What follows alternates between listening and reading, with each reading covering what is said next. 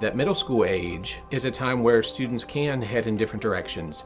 And a lot of students at that age, doesn't matter what school, need a little bit of extra support. Even in my position now and then, it's sharing resources with students that they might not be familiar with. All these different things that students might not have the opportunity to do, I kind of looked at that need and said, we need to kind of bridge that gap. I applied for a grant with the Virginia Beach Education Foundation starting in 2012. The name of the project was See Straight, and the focus was on college careers and community.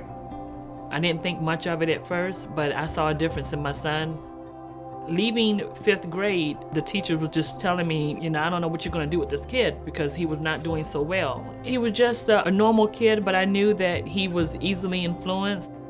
Mr. Rob Lance, he took ownership right away and stayed with Desmond throughout his whole middle school time. It really made a difference.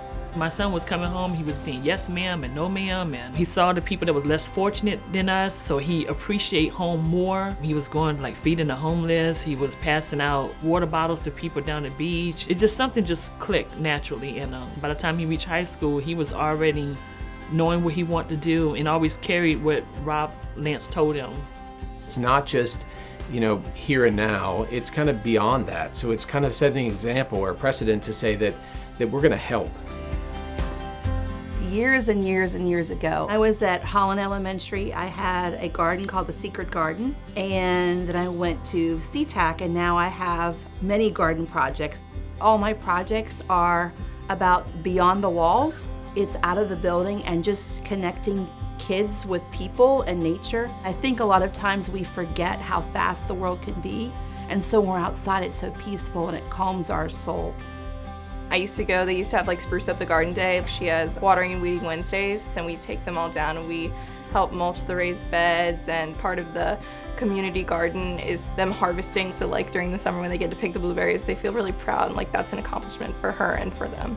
I want them to become independent. I want them to learn about their world, their natural world, and how it affects them and their life. Even now, me and 2 of my friends are like the presidents of the gardening club at my school, which we started last year. So it's like something that I've continued on throughout my life, and I feel like maybe if I didn't like connect it with school at a young age, maybe I wouldn't have pursued that even now, like in high school. It's the things like that you want to do, that you like get to be involved in, you get to be surrounded by people who are like have the same interests as you, that make you who you are.